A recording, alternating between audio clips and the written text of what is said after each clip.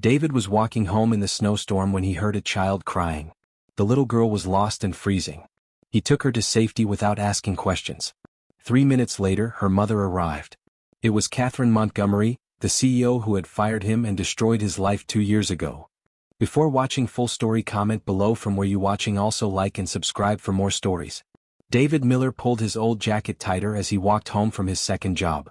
Snow was falling harder now, and the weather report had warned of a dangerous blizzard coming. He needed to get home to his 8-year-old son Jake, who was waiting with their elderly babysitter Mrs. Chen. Money was tight as always.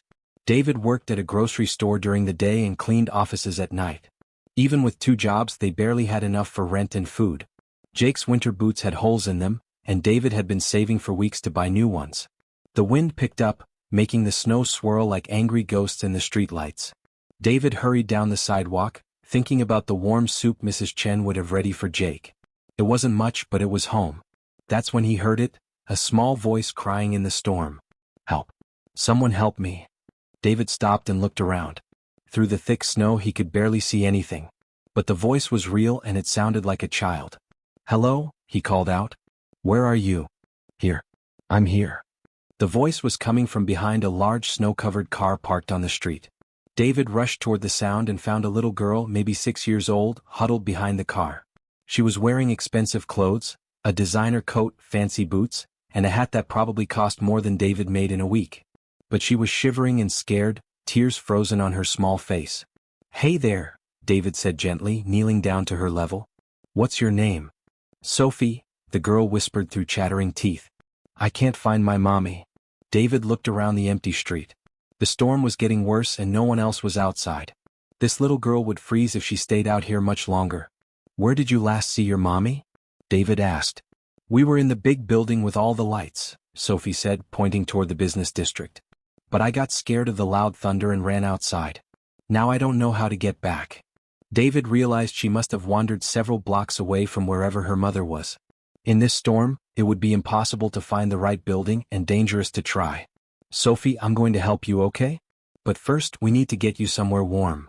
The little girl looked up at him with big, frightened eyes. "Are you a stranger?" "Mommy says I shouldn't talk to strangers." "Your mommy is very smart," David said.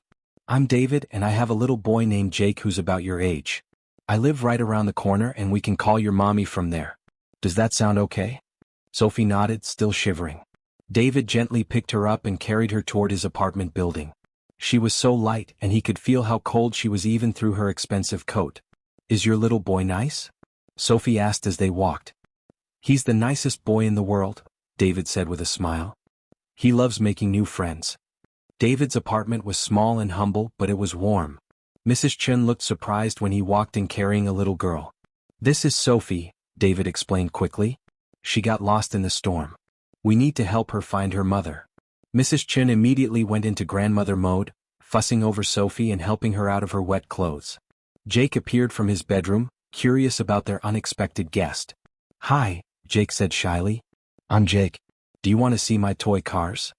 Sophie nodded, and soon the 2 children were sitting on the living room floor, playing with Jake's small collection of toy cars while Mrs. Chen wrapped Sophie in a warm blanket. David tried calling the police, but the lines were busy due to the storm. He tried 911, but they told him all units were responding to emergencies and it might be hours before someone could help with a missing child case. "Sophie," David said gently, "do you know your mommy's phone number?" Sophie shook her head. "She has lots of phone numbers. But I know she works in a really tall building with her name on it." "What's your mommy's name?" "Catherine Montgomery," Sophie said proudly. "She's the boss of everything." David felt his stomach drop. Catherine Montgomery. He knew that name. Everyone in the city knew that name. She was the CEO of Montgomery Industries, one of the biggest companies in the country. Her building was the tallest one downtown, with her name in huge letters on the side. More importantly, David knew that name for a personal reason. Montgomery Industries was the company that had laid him off 2 years ago, eliminating his department to cut costs. He had been working in their accounting department for 5 years when they let him go with only 2 weeks severance pay. The layoff had started the downward spiral that led to his current situation. Working 2 minimum wage jobs just to survive. David was still processing this information when there was a frantic pounding on his door. He opened it to find a woman in an expensive business suit, soaked from the snow, her usually perfect hair disheveled and her face streaked with tears. Catherine Montgomery looked nothing like the composed CEO he had seen in newspaper photos. She looked like a terrified mother. "Sophie!" Catherine cried, rushing past David into the apartment. "Mommy!" Sophie jumped up and ran into her mother's arms. Catherine held her daughter tightly, tears streaming down her face. "I was so scared," she whispered. "I thought I lost you." "The nice man saved me," Sophie said, pointing to David. "And Jake let me play with his cars." Catherine looked up at David for the first time, and he saw her eyes widen with recognition. She knew who he was. "You," she said quietly. "Hello, Ms. Montgomery," David said, his voice carefully neutral. The room fell silent except for the sound of the storm outside. Mrs. Chen, sensing the tension, quietly took Jake and Sophie to the kitchen for some hot chocolate. "You're David Miller?" Catherine said. "You used to work in my accounting department." "Yes, until you laid me off." Catherine's face flushed with embarrassment. I remember your file. You had a young son." "I still do." "That's him in the kitchen with your daughter." Catherine stood slowly, still holding Sophie's hand. She looked around the small apartment, taking in the second-hand furniture, the stack of unpaid bills on the counter, the patches on the couch. "This is where you live now?" she asked quietly. "This is what I could afford after Montgomery Industries decided I wasn't worth keeping," David replied. "David, Look, it doesn't matter," David interrupted. "What matters is that Sophie is safe. The storm is getting worse. You should probably wait here until it passes." Catherine looked conflicted. "I should call my driver. He's waiting outside the building where I work." "In this storm? No one should be driving right now. The roads are too dangerous." As if to prove his point, the lights flickered and the wind howled louder against the windows. Catherine reluctantly sat down on the couch. "I need to call the office, let them know Sophie is safe." She pulled out an expensive phone and made several calls, speaking in the crisp, professional tone David remembered from the few company meetings he had attended. But when she hung up, her mask slipped again. "I don't know how she got out," Catherine said, more to herself than to David. "I was in a board meeting and she was playing in my office with the nanny. The thunder scared her and she just ran." "Kids do that," David said. "When Jake was younger, he once hid in a closet for 2 hours because he was afraid of a vacuum cleaner." Despite everything, Catherine smiled a little. "Really? Really?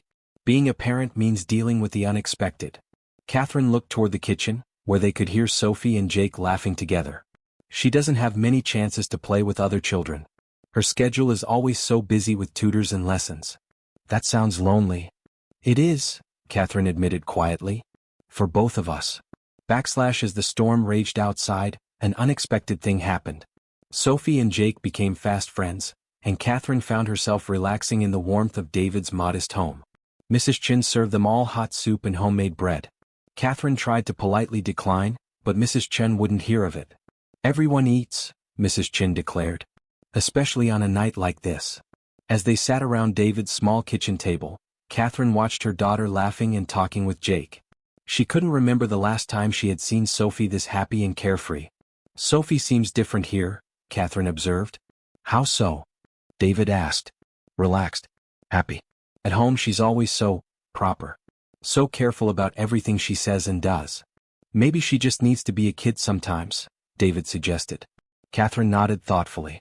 "I've been so focused on giving her every advantage, every opportunity. Private tutors, language lessons, music classes.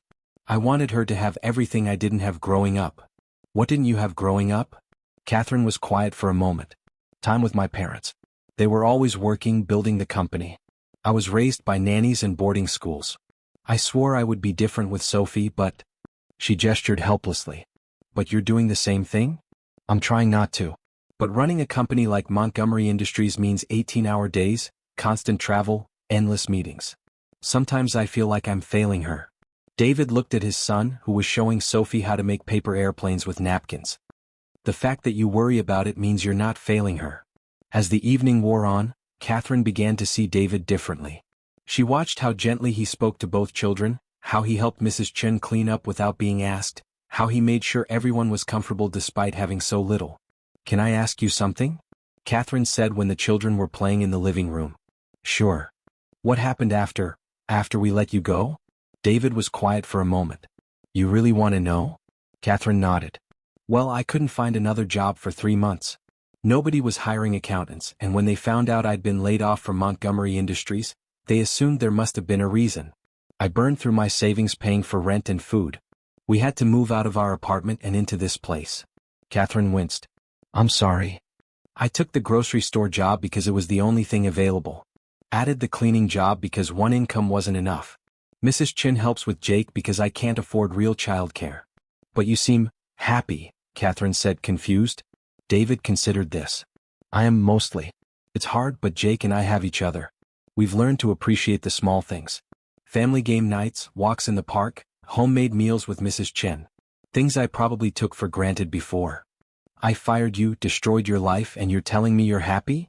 You didn't destroy my life, David said quietly. You changed it. Made it smaller in some ways but maybe bigger in others. I spend more time with Jake now than I ever did when I had a desk job. I know my neighbors. I appreciate what I have instead of always wanting more. Catherine stared at him. How can you not hate me? Because hate would hurt me more than it would hurt you. And because I can see that you're trying to be a good mother, just like I'm trying to be a good father. By midnight, the storm had finally begun to calm. Catherine knew she should call her driver and go home, but she found herself reluctant to leave the warmth of David's small apartment. Sophie had fallen asleep on the couch next to Jake, both children curled up under one of Mrs. Chen's homemade quilts. They looked peaceful and content. I should go, Catherine said quietly, but she didn't move. You could stay, David offered. Mrs. Chen has an extra bedroom and the roads are still pretty bad. Catherine looked at her daughter, sleeping peacefully for the first time in weeks. She's been having nightmares lately. Work stress affects her even when I try to hide it. What kind of work stress? Catherine sighed. The board is pushing me to make more cuts. Lay off more workers to increase profits. They say it's necessary to stay competitive. David felt his jaw tighten. More people like me? Yes. People with families, mortgages, children. I know what it means when I sign those papers, but the board says it's just business. Is it? Just business. Catherine looked at him with tired eyes. I used to think so. But tonight, seeing where you live, seeing how hard you work just to survive, I'm starting to think that maybe just business is just an excuse to avoid taking responsibility for the lives we affect. So what will you do? I don't know. If I refuse to make the cuts, the board might fire me. If I make them, hundreds of families will go through what you went through. David was quiet for a long moment. You know what the hardest part was? Not the money, though that was terrible. It was feeling like I didn't matter. Like my 5 years of good work, my dedication to the company, meant nothing. Like I was just a number on a spreadsheet. Catherine winced as if he had slapped her. I never thought about it that way. Most executives don't. But every one of those names on your layoff list is someone's father, mother, provider. Someone's whole world. The next morning dawned clear and bright. The storm had passed, leaving behind a world transformed by fresh snow. Catherine woke up on David's couch, covered by one of Mrs. Chen's quilts. For a moment she was disoriented. Then she remembered where she was and why. She looked around and saw David in the kitchen making coffee and breakfast. Sophie and Jake were still asleep, curled up together like puppies. Good morning, David said quietly when he saw her stirring. Coffee? Please. Catherine sat up, running her hands through her disheveled hair. I can't remember the last time I slept that well. Mrs. Chen's quilts have that effect on people. Catherine accepted the coffee gratefully. It was simple, not the expensive blend she was used to, but it tasted perfect. David, about what we discussed last night? You don't have to. No, I do. Catherine set down her coffee cup and looked at him seriously. I want to offer you a job. David raised an eyebrow. What kind of job? Director of Employee Relations. Your job would be to review all layoff decisions, to put a human face on the numbers. To help me understand the real impact of our decisions on real families. David stared at her. You're serious? Completely serious. The salary would be enough for you to quit both your current jobs and spend more time with Jake. You'd have full benefits, a good office, and the authority to advise against layoffs when you think they're unnecessary. And if the board doesn't like my recommendations? Catherine's jaw set with determination. Then they can fire me. I'd rather lose my job doing the right thing than keep it by destroying lives. David was quiet for a long moment. Why? Why would you do this? Because last night my daughter was lost and afraid, and you helped her without knowing who she was or what it might mean for you. Because you treated her with the same kindness you'd show any child, even though my company hurt your family. That's just basic human decency. No, it's not. It's extraordinary. And it's something I want more of in my company and in my life. 3 months later, David was settling into his new office at Montgomery Industries. It was strange being back in the building where he had once worked as a junior accountant, but now he occupied a corner office with a view of the city. His first major project had been reviewing the proposed layoffs that the board had been pushing. After interviewing affected employees and analyzing the company's actual financial situation, David had recommended keeping all but 10% of the workers slated for dismissal.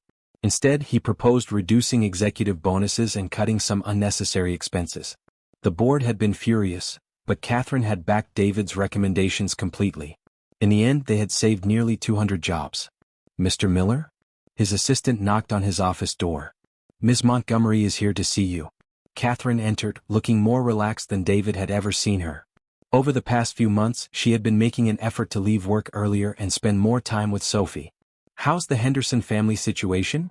she asked, referring to a worker whose position had been eliminated but who David had recommended for retraining instead of termination.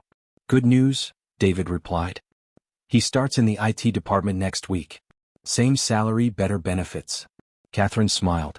"That's the 4th person this month we've been able to retrain instead of laying off. It's cheaper than recruiting new employees later," David pointed out. "Good business and good ethics don't have to be mutually exclusive. The board is starting to see that." Slowly. They discussed several other cases and then Catherine asked, "Are you free for lunch today? Sophie's school is having a father-daughter event, but she asked if Jake could come too.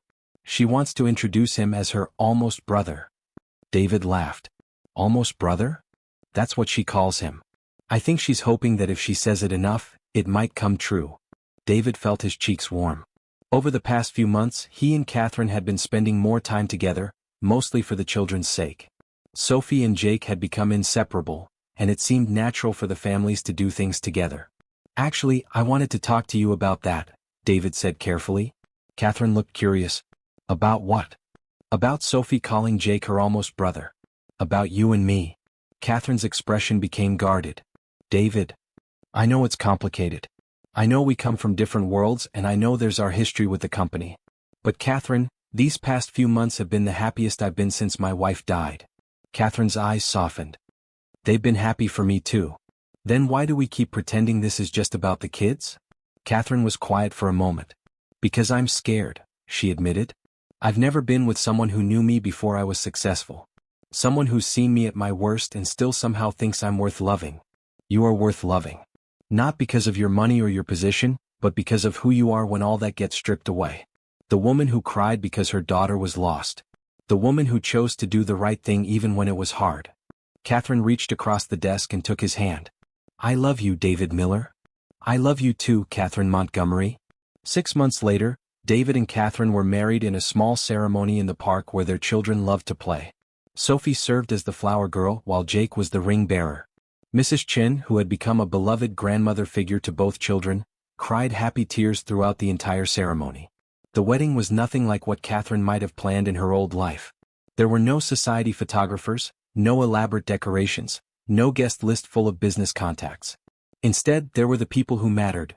David's co-workers from both his old jobs, Catherine's assistant and a few trusted employees, neighbors from David's apartment building, and friends the children had made at school. "I can't believe how perfect this is," Catherine said as they danced to music played by Jake's school band. "Even though it's not fancy?" David teased. "Especially because it's not fancy. It's real. It's us." They had decided to live in a modest house in a family-friendly neighborhood, rather than Catherine's mansion. Sophie had been thrilled at the prospect of having a normal house with a yard where she and Jake could play. "Are we really going to be a family now?" Sophie had asked when they told the children about the engagement. "We already are a family," Jake had replied. "Now it's just official." A year after their marriage, Catherine faced her biggest challenge yet. The company's stock price had dipped slightly, and several board members were calling for massive layoffs to appease investors.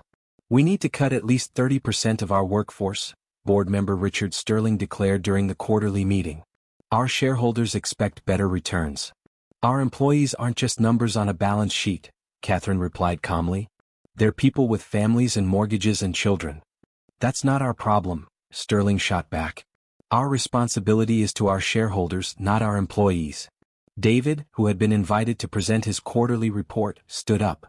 Actually, Mr. Sterling, I'd like to challenge that assumption. The boardroom fell silent. David had been dreading this moment, but he knew it was inevitable. Over the past year, our employee retention rate has improved by 40%, David continued.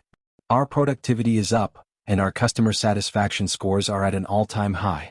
Companies that treat their employees well consistently outperform those that don't.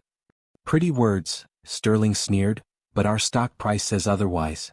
Our stock price reflects short-term market anxiety, not long-term company health, Catherine interjected. We're building a sustainable business model, not just chasing quarterly profits.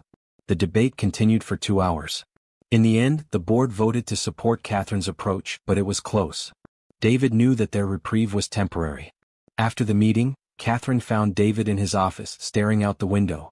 You were amazing in there, she said. We bought ourselves some time, but Sterling isn't going to give up. Catherine sat on the edge of his desk. Are you having second thoughts? About the job, about us, about any of this? David turned to look at her. Never about us. But I worry that I'm making your professional life harder. You're making my professional life better. More meaningful. Before you, I measured success by stock prices and profit margins. Now I measure it by the families we're able to keep together, the communities we're able to support. Even if it costs you everything? Catherine smiled. David, I spent the first 35 years of my life accumulating things. Money, power, status. None of it made me happy. The last 2 years, building a life with you and the kids, have been the best years of my life. I'm not going to sacrifice that for Sterling's approval. The test of their resolve came 6 months later when Montgomery Industries faced its biggest crisis in decades. A major client defaulted on a huge contract, leaving the company with significant financial shortfalls. Sterling and his allies on the board saw this as their opportunity to force the layoffs they had been demanding. We have no choice now, Sterling announced at an emergency board meeting. We need to cut 40% of our workforce immediately. David had been working around the clock to find alternatives. I've identified several cost-cutting measures that could save us nearly as much money without eliminating jobs, he said, presenting his analysis. Such as? Sterling asked dismissively. Reducing executive compensation packages, selling non-essential assets, renegotiating supplier contracts, and temporarily reducing dividends to shareholders.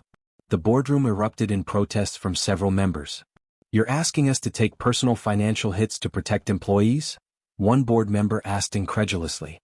I'm asking you to share the sacrifice instead of pushing all the pain onto the people who can least afford it, David replied. Catherine supported David's proposal, but when the vote was taken, they lost by a single vote. Sterling had won. That night, David sat at his kitchen table, staring at the list of employees who would be laid off. 400 names. 400 families. I failed them, he said to Catherine. No, you didn't. You gave them a voice. You made sure their humanity was seen and acknowledged. That matters. Does it? They're still losing their jobs. Catherine was quiet for a moment. David, I've made a decision. I'm going to resign from the company. David looked up shocked. Catherine, no. You can't throw away everything you've built. What have I built? A company that values profits over people? I inherited this business from my father, but I don't have to perpetuate his mistakes. What will you do? Catherine smiled. We're going to start our own company. One that does business the right way from the beginning. Starting over wasn't easy. Catherine used her personal savings to start Montgomery Miller Consulting, a firm that helped other companies improve their employee relations and business practices. David left his position at Montgomery Industries to become her partner in the new venture. Their first client was ironically a competitor of Catherine's old company, looking for advice on employee retention. It's strange, Catherine said as they worked late in their small office 6 months after launching the business. I have less money now than I've had in 20 years, but I've never felt richer. That's because we're building something that matters, David replied. Their company grew slowly but steadily. Word spread about their innovative approaches to business problems, and soon they were consulting for companies across the country. Sophie and Jake, now 10 and 12 respectively, often came to the office after school. They did their homework at the conference table and helped with small tasks like filing and organizing. I like our new office better than your old one, Sophie told Catherine one day. Why? Because it feels like a family place. Everyone is nice to each other and nobody yells in meetings. Catherine laughed. That's because we only hire nice people. And because Daddy makes sure everyone is treated fairly, Jake added. The children were thriving in their blended family. Sophie had lost much of the anxiety and pressure she had carried as the daughter of a high-powered CEO. Jake had gained confidence from the stability and security their new life provided. 3 years after starting their own company, David and Catherine received an unexpected call. Montgomery Industries was in serious financial trouble. Sterling's aggressive cost-cutting measures had backfired, leading to poor employee morale, decreased productivity, and several major client defections. The board was asking Catherine to come back as CEO. They want you to fix the mess they created, David observed as they discussed the offer. The question is, should we? David considered this carefully. 400 people we couldn't save before are still looking for work. The company still employs thousands of families. If we could really change things, it would mean giving up our independence, going back to board meetings and corporate politics. But it would also mean having the resources to help people on a much larger scale. In the end, they decided to accept, but with conditions. Catherine would return as CEO, but David would be her chief operating officer with full authority over all employment decisions. They would implement the business practices they had been consulting on, and the board would have to accept their leadership style or find new leadership. Sterling and several other board members resigned rather than work under the new arrangement. Catherine was finally free to run the company according to her values. 5 years later, David stood in his office at Montgomery Industries, looking out at the city skyline. The company had become a model for ethical business practices, regularly appearing on lists of the best places to work.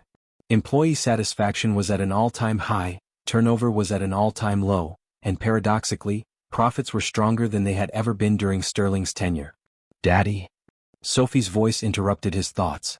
She was now 15, tall and confident, with her mother's intelligence and her stepfather's kindness. What is it, sweetheart? Jake and I are doing a presentation at school about heroes. We want to talk about how you saved Mommy in the snowstorm. David smiled. I didn't save your mother. If anything, she saved me. But you helped her when she was lost and scared. Just like you help people at work. Jake, now 17 and already accepted to college on a scholarship, joined them at the window. Sophie's right, Dad. You taught us that helping people isn't about whether they deserve it or whether they can pay you back. It's just about doing what's right. Catherine appeared in the doorway, having overheard the conversation. Your father didn't just help a lost little girl that night, she said. He helped a lost woman find her way back to being human. That's what we want to talk about in our presentation, Sophie said. How one act of kindness can change everything. David put his arms around his family, thinking about that snowy night 6 years ago when he had found a frightened little girl behind a car. He had no way of knowing then that helping her would lead to finding love, building a new kind of business, and creating a family stronger than any of them could have imagined. You know what the most amazing part is? Catherine said, echoing his thoughts. What? If it hadn't been for that storm, we might never have met. Sophie might never have gotten lost, you might never have found her, and we might have gone our whole lives without discovering what we could mean to each other. David squeezed her hand. Sometimes the worst storms bring the best surprises. And sometimes, Jake added with a grin, getting lost is the only way to find where you really belong. Outside the office window, the first snow of winter was beginning to fall, dusting the city in white. But inside, surrounded by the family that had grown from a single act of kindness on a stormy night, David felt nothing but warmth. The girl who had been lost in the storm had found her way home. And in saving her, David had found his way home too. Sometimes the most beautiful stories begin with the simplest acts of human kindness, and sometimes a stranger's hand extended in the darkness is exactly what two lost souls need to find their way to each other. Their story proved that love doesn't always come in the form you expect, that families can be built from the most unlikely circumstances, and that sometimes the storm that seems like the worst thing that could happen is actually the best thing that could happen in disguise. As they stood together watching the snow fall, David realized that every snowflake was unique, just like every act of kindness. And just like snowflakes, acts of kindness might seem small individually, but together they had the power to transform the entire landscape of a life.